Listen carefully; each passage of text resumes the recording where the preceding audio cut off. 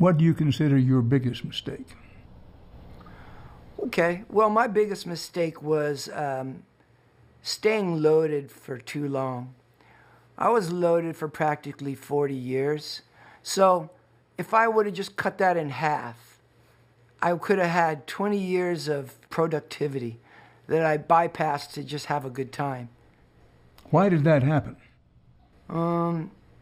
Well, having a good time was really appealing.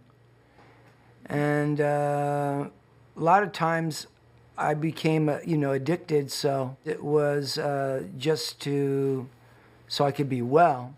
And then a lot of it was, gosh, imagine you can have a lifestyle where you can have wild sex and no responsibility.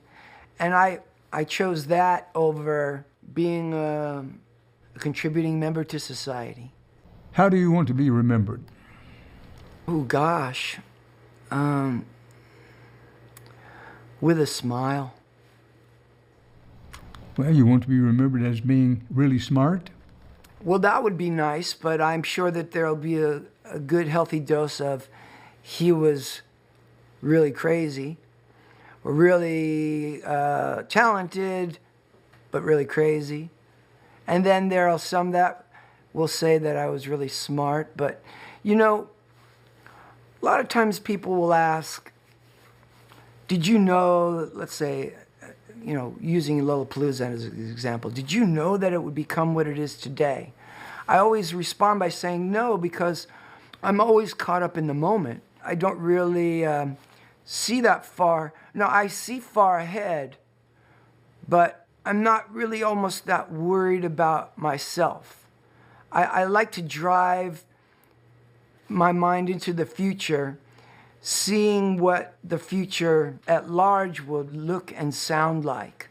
And I would like to be included, surely. I would like to be remembered as a person that loved everybody and stimulated people's minds and their tailbones. I doubt that I'm around, but if so, you got it. You've been quoted as saying, the world's a funny place. First of all, I'm going to ask you what you meant by that, the world's a funny place. Well, I look at it as cosmic humor. It can be so bizarre, and, I don't look at death as the end or final, because I really believe in reincarnation, or we go to another place, another dimension. Jane's Addiction became the most influential rock band of the 1980s. What made the band the most important band of the 1980s? Well, I think it was the music industry in those days. People did not really know where to go. They had just come out of the 70s, and the 70s were amazing. But then after that, like most things, it began to get stale. Kind of like potato chips, I don't know. Yeah. After a while it gets pasteurized, homogenized, corporatized. And when it comes to music and art, that is a recipe for disaster. Well, nobody knew what to do, so they just kept on going to try to make rock bigger and bigger. Stadium rock, there was a lot of money in it. So everybody was thinking money, money, money. And then we came along, and